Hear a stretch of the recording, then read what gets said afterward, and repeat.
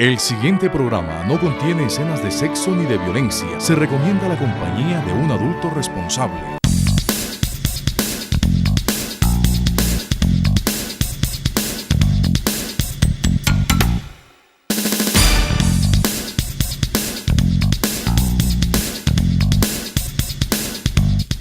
Apreciados amigos, nos alegra estar con ustedes, como de costumbre, en sus hogares, con nuestro programa Audiencias. Es una alegría estar nuevamente y compartir con ustedes temas de los derechos humanos aquí desde el Congreso de la República y, por supuesto, con invitados especiales.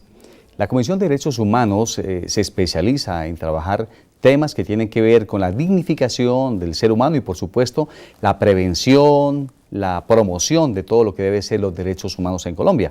En el entendido que los derechos humanos son todos, no es solamente una parte ni un sector de la sociedad la que tiene que velar por los derechos humanos, somos todos, absolutamente todos los colombianos. En el día de hoy tenemos dos invitados, hemos invitado a Lady Joana Buendía, que nos acompaña. Lady Joana, muchas gracias por estar con nosotros. Gracias, senador Espíndola. Para mí es un placer estar aquí en su programa y hablar sobre el caso de mi esposo. Ok, y también tenemos la presencia de José Jaime Uzcategui Pastrana. José Jaime, bienvenido a nuestro programa Audiencia, nos alegra mucho que esté con nosotros. Senador Espíndola, muchas gracias por tenernos acá, un saludo especial para usted y para todos los televidentes. Bien, en el día de hoy les hemos invitado porque queremos hablar un poco de Mapiripán. Ustedes recuerdan que en 1997 se suscitó una masacre, entre comillas, en el municipio de Mapiripán, departamento del Meta, donde murieron un número de personas. Y por esos hechos, Colombia fue condenada por la Corte Internacional de Justicia a pagar algo así como 15.000 millones de pesos. Pero alrededor de este tema se han suscitado una cantidad de asuntos que nos parece que bien vale la pena que los colombianos los conozcan. ¿Qué fue lo que pasó en Mapiripán, José Jaime? Y lo hemos invitado a usted porque usted es hijo del general Uzcategui, que hoy está pagando prisión, más de 10 años en la cárcel, y que a decir de usted y de su familia, pues les han vulnerado una cantidad de derechos fundamentales porque ustedes creen en la inocencia de su padre, creen en la inocencia, por supuesto, de quien estuvo en su momento como comandante de la séptima división. De la séptima brigada. De la séptima brigada, pero que vale la pena que los colombianos lo conozcan. Vamos a contar un poquitico, ¿por qué no narramos qué fue lo que pasó en Mapiripán como para poner en contexto los hechos y luego hablar un poco más del caso que en particular nos toca en el día de hoy? Sí, señor, senador Espíndola, los hechos ya se conmemoran 17 años de la masacre de Mapiripán, el próximo mes de julio, entre el 15 y el 20 de julio de 1997, cuando paramilitares de Carlos Castaño, de la Casa Castaño, viajaron desde el Urabá antioqueño hasta el municipio de San José del Guaviare. Aproximadamente 80 paramilitares se movilizaron en esa oportunidad. Desde San José, luego se movilizaron hasta el municipio de Mapiripán, que a pesar de estar ubicado en el departamento del Meta, para todos los efectos y por su proximidad geográfica depende más de San José del Guaviare, es decir que la policía que hacía presencia en Mapiripán no era la policía Meta, sino era la policía del Guaviare, del departamento del Guaviare, y para fines eclesiásticos y demás, toda la dependencia ha sido directamente con el municipio de San José, porque por proximidad geográfica está más cerca de San José del Guaviare que de Villavicencio, que es la capital del Meta. Entonces, lamentablemente, sí ocurrió una masacre. Muy lamentable que después de 17 años la justicia colombiana no haya sido capaz ni siquiera de decirnos cuántos muertos hubo. La cifra de muertos que se manejó en algún momento fue de 49 víctimas. O sea, los paramilitares llegaron a Mapiripán y masacraron a un grupo de personas. Finalmente la Fiscalía dice que fueron 10, ¿cuántos muertos? Hablaban de 49 muertos, 49 víctimas. ¿De esa masacre? De esa masacre, porque esa fue la cifra que Carlos Castaño, cuando se hizo pública su presencia, cuando él dio la cara al país y a la opinión pública, él habló de 49 personas que habían fallecido en esos hechos y anunció que iba a haber muchos más mapiripanes, porque esa era la política de terror de las autodefensas que se empezó a imponer a partir de ese año, precisamente porque en el 97 es cuando se crean las Autodefensas Unidas de Colombia, y por eso digo yo que la masacre de Mapiripán no puede quedar en la impunidad, porque no fue cualquier masacre, sino que fue la nacionalización de las autodefensas, y por eso se toman el trabajo de enviar paramilitares en 2 aviones y en una operación muy coordinada. O sea, llegan en aviones a San José del Guaviare, 2 aviones con los grupos paramilitares. Sí, señor, el 12 de julio de 1997 llegan 2 aviones procedentes de 2 aeropuertos de Necoclí y Apartadó en el Urabá antioqueño, llegan a plena luz del día, el 12 de julio, y desde ese momento se puede decir que empieza la operación militar que culmina en la masacre de Mapiripán, que fue entre el 15 y el 20, cuando los paramilitares con lista en mano empiezan a sacar a una serie de personas de sus casas y dicen que son llevadas al matadero, que son sometidas a torturas y a todo tipo de vejámenes, y después fueron asesinadas y algunos cadáveres fueron botados al río. Esa es la versión que se tiene, pues, de los testigos directos y de los representantes de las víctimas, y a partir de ese momento es que empieza una investigación que, como le digo, después de 17 años no ha culminado, que ha habido todo tipo de irregularidades, ha habido falsas víctimas incluso. Primero, se encuentra que los grupos paramilitares se alían con un grupo de deshonestos militares, que fueron los que propiciaron que ellos llegaran y que de hecho han confesado que eso fue así. ¿Por qué no nos contamos un poquitico la vinculación de ese grupo de indignos militares que participaron en ese hecho también? Sí, senador Espíndola, y ahí es un hecho real y palpable que para hacer una operación de esa magnitud, movilizar paramilitares casi que desde un extremo del país al otro, pues necesariamente se contó con la complicidad de la autoridad, no solamente la autoridad militar, también tuvo que haber complicidad de la autoridad policial y de la autoridad civil, donde estaban los gobernadores de la época, donde estaban los alcaldes de la época, que son la primera autoridad de policía en sus respectivos territorios. Entonces es un hecho evidente, pero lamentablemente ese balance negativo que se puede hacer de lo que ha sido la investigación es responsabilidad de la justicia. No nos han aclarado cuántos muertos hubo ni cuántas víctimas efectivamente sufrieron la acción de los paramilitares en el 97, no nos han aclarado cuáles son los verdaderos responsables de la masacre, sino se han valido de falsos victimarios para satisfacer el interés de impunidad, y entre esos falsos victimarios está el esposo de Lady Johanna Buendía, el sargento Leonardo Montoya, que estaba presente en el aeropuerto de San José del Guaviare, y entre esos falsos victimarios está el general Uzcategui, que era el comandante de la 7ª Brigada, que no estaba en San José, sino que estaba en Villavicencio, a 300 kilómetros de distancia. Entonces, cuando José Jaime, es decir, ocurre la masacre, reprobable, por supuesto, no solamente los colombianos la reprobamos, sino el mundo. Y Colombia es condenada por esa masacre, porque hay vínculos de militares, reitero, indignos. Ahora, la pregunta es, ¿por qué Lady Johanna, su esposo, que es un cabo, termina vinculado con la masacre de Mapiripán? ¿Tuvo que ver él en la masacre de Mapiripán?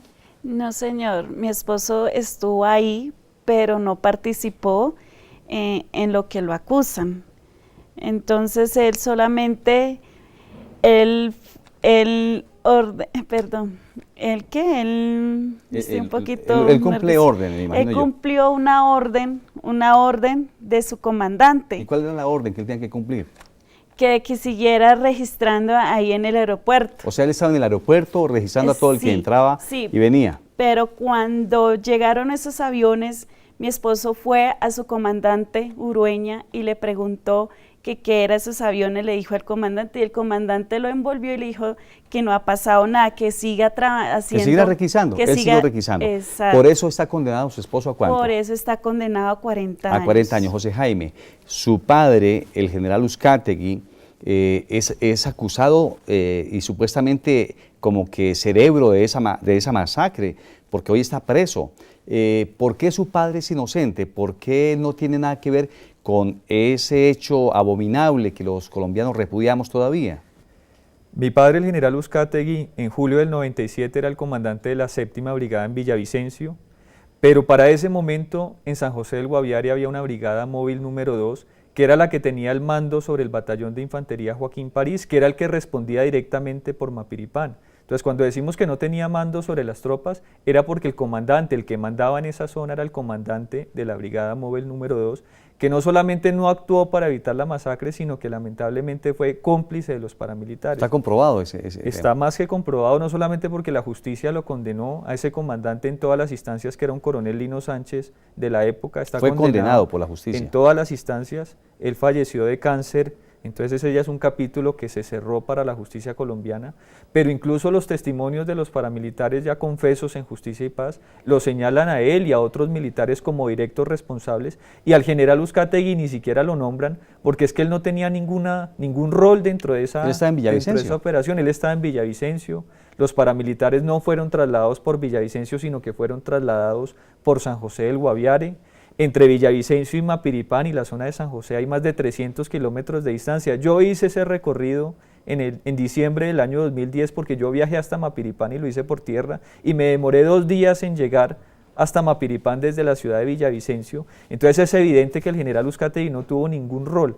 Lamentablemente aquí se quiere un responsable, y un responsable de alto calibre, porque es evidente que una operación como esas no contó con el apoyo de unos soldados o unos suboficiales. Por eso es tan injusto que se diga que el cabo Montoya es el gran responsable, el esposo de Lady Johanna es el gran responsable de la masacre, cuando era un cabo que cumplía unas órdenes de inspección en el aeropuerto, pero cuyos comandantes, los comandantes de la Brigada Móvil número 2, eran cómplices y aliados de los paramilitares. Entonces, ¿cómo se le puede atribuir responsable a un cabo? Pero se quiere entonces, como se sabe que esto no es de cabos o de soldados, sino que esto es de generales y mandos altos del ejército y autoridades públicas de alto calibre, insisto yo, entonces se ha presentado al general Uzcategui como el gran responsable de estos hechos, porque con eso se ha logrado apaciguar los ánimos, tranquilizar a las organizaciones de derechos humanos que con justa razón reclaman un responsable de alto grado, pero en este caso el general Uzcategui ha sido el chivo expiatorio porque se ha convertido en el eje de la investigación cuando no tuvo ningún rol, ninguna participación, ni activa ni pasiva, porque eso de la omisión también es una falsedad muy grande, porque si ni siquiera tenía la jurisdicción y el mando sobre las tropas, ¿cómo se le puede responsabilizar de una omisión, senador Espíndola? No tenía la competencia para dar órdenes allá porque había una brigada móvil al frente del tema, que fue la que finalmente resultó siendo cómplice de estos grupos al margen de la ley. Sí, señor, 2 brigadas de exactamente la misma jerarquía, con la diferencia que una era orgánica en Villavicencio y permanecía ahí indefinidamente, y la brigada móvil que estaba cumpliendo una misión específica en esa zona, pero entre esa misión estaba proteger el municipio de Mapiripán de cualquier acción de grupos armados al margen de la ley. Entonces, así como 2 alcaldes no mandan en un mismo municipio, 2 comandantes de brigada tampoco lo pueden hacer, porque imagínese el comandante de un batallón recibiendo órdenes de 2 comandantes, a quien finalmente obedece. Entonces eso fue lo que sucedió, pero insisto yo, aquí nadie quiere la verdad de la masacre de Mapiripán. Quienes queremos la verdad somos familia, somos las familias como familia la del cabo Montoya, la del sargento Montoya y la familia Uzcategui, que son víctimas más, o sea, se entran a nutrir ese listado de víctimas de la masacre, porque en ese interés de impunidad, en ese afán de impunidad que ha tenido la justicia colombiana en este caso, pues han tenido que señalar supuestos victimarios, ahí es donde aparecemos nosotros 2, pero por eso digo yo que después de 17 años, la masacre está doblemente impune. Los verdaderos responsables no han sido sancionados por la justicia y respondiendo ante la opinión pública están 2 familias que son falsos victimarios de la masacre de Mapiripán, que se suman a las falsas víctimas, a los falsos testigos, y en resumidas cuentas esta investigación y este caso es una gran farsa y por eso nadie ha logrado esclarecer exactamente qué sucedió. Bueno, para seguir conociendo un poco más el tema, vamos a unos mensajes institucionales y nos regresamos nuevamente aquí a nuestro programa Audiencias.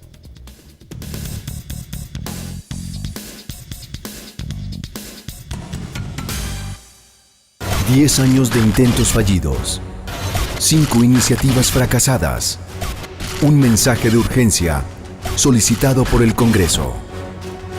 Una iniciativa calificada como trascendental para el bienestar de los colombianos. Este es un éxito que se lo tienen que atribuir, como es así, el Congreso.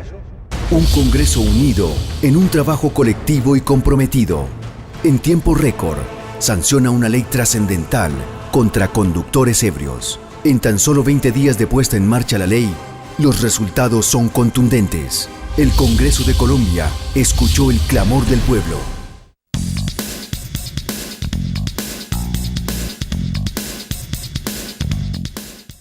Bueno, nuevamente aquí con ustedes, retornando de nuestros mensajes institucionales a nuestro programa Audiencias. Hoy con la presencia de 2 personas muy importantes que están sufriendo. La esposa del cabo primero Montoya y el hijo del general Uzcategui, que están hoy clamando justicia. José Jaime, lo miré a usted juntamente con Lidia Joana la semana pasada, encadenado allí en la sede de la Organización de Estados Americanos aquí en Bogotá. ¿Qué pretendía ese encadenamiento? ¿Qué quería usted hacer con ese acto allí de esa vigilia que, como usted mismo lo denominó, lo llevó a que los medios de comunicación enteraran a Colombia y al mundo entero de su actividad? Senador Espíndola, los derechos humanos, y eso es importante que los televidentes lo tengan en cuenta, son universales. No admiten excepción de ninguna naturaleza, ni por edad, ni por raza, ni por sexo, ni por orientación sexual. No admiten distinciones de ninguna manera, y así como es aborrecible lo que sucedió con los pobladores de Mapiripán en julio del 97, y la autoridad debe sancionar esos hechos y reivindicar los derechos de esas víctimas, lo que nosotros hemos pedido también como víctimas es que se nos garantice un debido proceso, unas garantías judiciales, que el proceso judicial se ejecute de una forma rápida. ¿Por qué considera usted que le han vulnerado el debido proceso al general Uzcategui, su padre? Llevo 15 años pidiéndole a la justicia que actúe con objetividad, con base en el derecho, con base en las pruebas que hay en el proceso, con base en la Constitución, y lamentablemente durante 15 años he visto cómo a mi familia y a mi padre se le han violado todos sus derechos.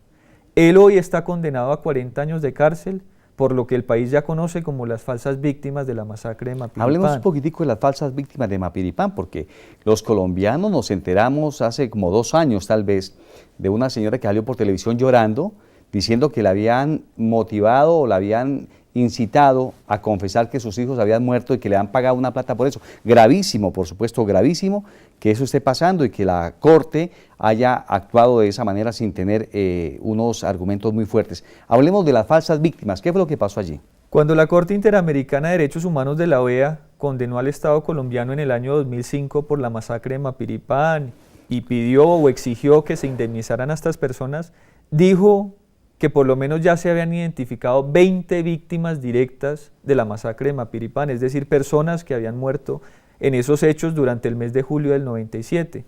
¿Cuál fue la sorpresa en el año 2011, es después, 6 años después de esa sentencia de la Corte Interamericana, que efectivamente aparece una señora, Mariela Contreras Cruz, que supuestamente había perdido a su esposo y a sus 2 hijos durante la masacre? Es decir, esos eran 3 de las 20 víctimas que que habían supuestamente muerto. Que habían muerto por la complicidad y la complacencia del general Uzcategui, del sargento Montoya, de otros militares y de las autoridades y del Estado colombiano como un todo, que finalmente es sancionado en la Corte Interamericana porque ya no se hacen acusaciones de tipo individual, sino a nivel del Estado. Entonces, en el año 2011, después de que se conoció la declaración de esta señora, la justicia ahí sí se puso a investigar para identificar las víctimas y logró establecer que de esas 20 víctimas directas que supuestamente han muerto en Mapiripán, 12 son falsas víctimas. Es decir, más de la mitad de personas que el Estado colombiano terminó indemnizando están vivas o murieron en hechos distintos a los de Mapiripán. El esposo de la señora Mariela Contreras no murió en el 97, sino murió meses antes o un año antes, y no a manos de los paramilitares, sino de la guerrilla, y sus 2 hijos no fueron desaparecidos, como se decía, por la complicidad del general Uzcategui, sino ya estaban como miembros activos de la guerrilla, habían sido reclutados por la guerrilla desde el año 95 y para el año 97 ya llevaban 2 años delinquiendo por la guerrilla. Entonces imagínense ustedes, senador Espíndola, el dolor para nosotros como familia, que se nos venga a decir que esas personas que supuestamente habían muerto por la complicidad o la complacencia de mi padre, el general Uzcategui, están vivas. Entonces, ¿qué clase de proceso judicial hemos recibido nosotros como supuestos victimarios cuando ni siquiera se ha hecho claridad sobre la situación de las víctimas? Entonces sí, ya en un acto desesperado, como usted lo comentaba hace un momento, me encadené al frente del edificio de la OEA en Bogotá, porque yo tengo una petición formal en el sistema interamericano, en la Comisión Interamericana en Washington, precisamente alegando que a mi papá no se le ha respetado un debido proceso, y en esos casos la Comisión Interamericana debe intervenir como lo ha hecho en otros casos, y no he recibido respuesta después de 11 años. 11 años que usted le solicitó a la comisión algunas medidas cautelares frente al tema de su papá por la violación al debido proceso y la vulneración de derechos fundamentales en él. Si hay una denuncia formal, cualquier ciudadano lo puede hacer cuando se siente violentado en sus derechos por el estado de su residencia y en ese caso la comisión inicia un proceso formal contra el Estado colombiano por la violación de esos derechos, que ahí se dice, no, es que se deben agotar todos los recursos internos y la familia Uzcategui todavía tiene un fallo pendiente de casación en Colombia. Entonces uno diría, ahí no puede intervenir el sistema interamericano aún. Pero lo que pasa es que esa regla tiene una excepción que dice que cuando el proceso o la falla o la violación al derecho se ha hecho en un plazo no razonable, es decir, que a mí me digan que llevo 15 años en un proceso penal y que eso es un plazo razonable para que la justicia colombiana diga si mi papá o no es culpable, pues evidentemente ya se violó ese plazo razonable, porque después de 15 años hoy la justicia colombiana puede decir, sí, efectivamente el general Uzcategui es inocente como están las pruebas de su inocencia, porque por cierto eso que yo estoy diciendo de la jurisdicción, de si era responsable o no, no me lo inventé yo, sino que incluso está certificado por el hoy presidente de la República. Eso quería comentarle. Yo miré un documento donde el presidente Santos, en compañía del ministro de Defensa, firman una nota que seguramente fue aportada al proceso, donde certifican que el general Uzcategui no tenía mando en ese momento en Mapiripán, ¿es así? Sí, señor. Es una prueba reina, diríamos. Es la prueba reina y en realidad la firma directamente el presidente Santos cuando era ministro en el año 2006, siendo él ministro de la Defensa en el año 2006, firma ese documento a raíz de un debate que se suscitó aquí en el Congreso de la República, en la Comisión Primera, un debate que fue citado por el senador Gustavo Petro, que en este caso ha sido muy claro en reconocer que el general Uzcategui es inocente y se ha cometido una injusticia con él y con su familia. En esa oportunidad el ministro de la Defensa, Juan Manuel Santos, certificó por escrito que efectivamente la 7ª Brigada no tenía mando sobre el batallón Joaquín París, y esa es la prueba reina de la inocencia. Entonces, cuando han transcurrido 15 años de privación injusta de la libertad, porque durante este tiempo mi papá lleva por lo menos 10 años físicos, el otro tiempo ha gozado de libertad por algunos intervalos como parte del mismo proceso judicial. Entonces, después de 15 años, cuando no han respetado esa prueba reina en la que se reconoce que él no tenía autoridad sobre esa zona, cuando nos han llenado el expediente de falsas víctimas, como ha sucedido con estas 12 de las 20 personas que supuestamente habían muerto, cuando no se nos han respetado las pruebas, pues llegué ya a un estado de indefensión y de desamparo absoluto que me llevó a tomar esa decisión que para mí no fue fácil, es que encadenarse uno, exponiéndome a que me vea mi esposa, a que después tenga que explicarle yo a mi hijo de 7 meses de edad por qué su papá estaba encadenado en un edificio durante 15 días, 16 días que estuve, incluso incurriendo, haciendo una huelga de hambre, pues para mí es muy doloroso, pero ya es el estado de desamparo y de desprotección en el que estamos las familias de los militares, que también reclamamos verdad, justicia y reparación, porque hacemos ese mismo llamado, no empezamos pidiendo impunidad, sino que se aplique justicia en estricto sentido, que de esa manera nuestros familiares saldrán en libertad. Claro, la justicia tiene que responsabilizar a los verdaderos culpables, que ya están probados quiénes fueron. Los comandantes del batallón París, allí en San José del Guaviare. Sí, señor. Pero los que nada tienen que ver tienen que salir inocentes. ¿En qué estado está jurídicamente el proceso del general Uzcategui? Hablando del comandante del batallón Joaquín París, senador Espíndola, es importante anotar que él está condenado a 40 años por la masacre de Mapiripán, pero hoy está viviendo en Miami cómodamente, así lo denunció incluso un medio de comunicación. Esa es una condena que es para enmarcar, porque ahí sí la justicia no actúa contra el verdadero responsable y lo tiene asilado en Miami, a pesar de estar condenado por la justicia colombiana en todas las instancias. La única razón por la que él está en Miami es porque él, haciendo un acuerdo con el colectivo de abogados José Alvear Restrepo. ¿Quién es ese colectivo de abogados? Esta es una ONG de derechos humanos que ya cumple 35 años en funcionamiento. Yo me atrevo a decir que han cumplido un rol importante para la defensa de los derechos humanos, pero que en el caso concreto de la masacre de Mapiripán sí se les fueron completamente las luces. Primero, porque llenaron el proceso de falsas víctimas. Gravísimo, además, muy grave. Y ellos recibieron esas indemnizaciones, ellos se quedan con un porcentaje de las indemnizaciones. Se habla del 30%. O sea que ellos como abogados presentaron el caso ante la comisión y ante la corte.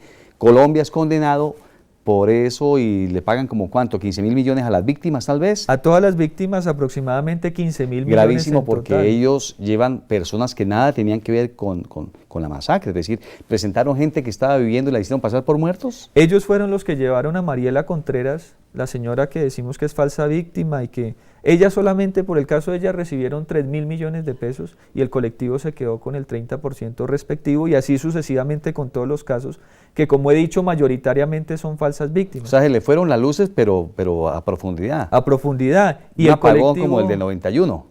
similar o incluso más oscuro, porque es que ya no solamente llenaron el proceso de falsas víctimas y se llenaron los bolsillos con ese dinero de mala procedencia, porque todo fue originado en un fraude procesal, sino además de eso tienen asilado en Miami al coronel Hernán Orozco, que es el verdadero responsable de la masacre, y lo sacaron del país a cambio de que él atestiguara contra el general Uzcategui. Entonces esto es una aberración infinita, porque si los defensores de las víctimas, los representantes de las víctimas han asumido ese tipo de actitudes, el Estado colombiano, con una justicia completamente inoperante, que se ha dejado meter esas mentiras e incluso las ha avalado en los estrados judiciales, y terminan con la condena de un general y de un sargento que nada tuvieron que ver en estos hechos, pues es el mundo al revés, y la gran sacrificada es la justicia colombiana y estas otras familias que ahora nos convertimos también en víctimas de la masacre. ¿Qué dijo Orozco en su momento, el coronel Orozco, que era el comandante de esa brigada? ¿Qué dijo para involucrar a su padre? Él dijo que le había informado oportunamente al general Uzcategui sobre la llegada de los paramilitares, cosa que no es cierta, y que era el general Uzcategui como comandante de brigada quien tenía que dar las órdenes para que se tomara algún tipo de acción. Pero eso se cae con la declaración del ministro de Justicia en su momento, Juan Manuel Santos. Con el ministro de Defensa se cae efectivamente esa declaración, y no es cierto porque él compartía las instalaciones con el comandante de brigada, que era la Brigada Móvil 2, y además de eso, tampoco es cierto que le informó oportunamente, porque si hubiera querido hacerlo, hubiera verdaderamente enviado una cantidad de documentos a Villavicencio que no envió, como los informes de inteligencia militar que daban cuenta de la llegada de paramilitares, pero lamentablemente toda esa información la ocultaron en San José del Guaviare, porque ellos eran completamente cómplices de los paramilitares. José Jaime, ¿qué usted le pide hoy a la justicia colombiana y a la justicia internacional frente a la inocencia, a decir de ustedes, de tanto de su esposo Jenny como de su padre, el general Uzcategui? Yo, después de 15 años, es difícil decir que creo en la justicia colombiana porque no es así. He recibido todos los atropellos, todas las bofetadas durante estos 15 años de falsas víctimas, de falsos testigos, de manipulación de pruebas. Así que es muy poco lo que le puedo pedir a la justicia colombiana. Como ciudadano y como colombiano guardo una pequeña esperanza que no guardo como hijo, porque como le digo, el sufrimiento de la familia ha sido tal que ya es difícil creer en la justicia, pero como ciudadano aspiro que la Corte Suprema de Justicia, en un acto de valentía, en un acto de reivindicación, en un acto de humanidad y de justicia, reconozca la inocencia del general Uzcategui. Me preocupa mucho la situación del sargento Montoya, porque él ya no tiene esa posibilidad de presentar esos recursos ante la Corte, porque esa etapa ya se culminó y le confirmaron su condena. Es decir, que estamos esperando es que alguien se apiade de nosotros para que haga justicia en el caso de nuestras familias. Pero en el caso concreto de la justicia, del general Uzcategui, aún existe la posibilidad de que la Corte Suprema de Justicia, haciendo un estudio riguroso y juicioso del proceso, llegue a la conclusión obligatoria que el general Uzcategui es inocente, como ya se ha reconocido a nivel del Ministerio de Defensa, de la Presidencia de la República y tantas otras instancias.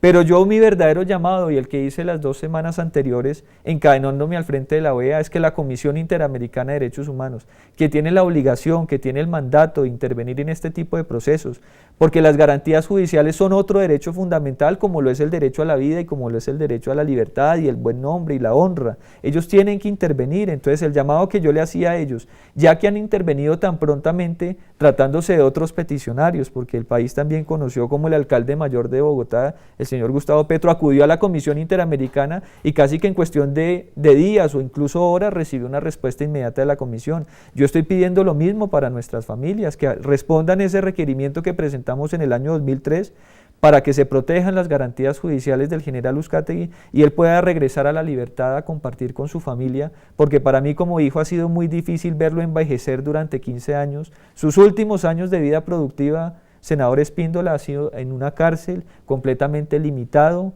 en su vida, en su familia, en su posibilidad de trabajar. Entonces yo quiero es verlo en libertad, senador, el único que estoy pidiendo para mi familia. Bueno, nosotros le agradecemos muchísimo a Jenny, que la vemos muy consternada llorando precisamente por la suerte de su padre. Jenny, quiero decirle algo.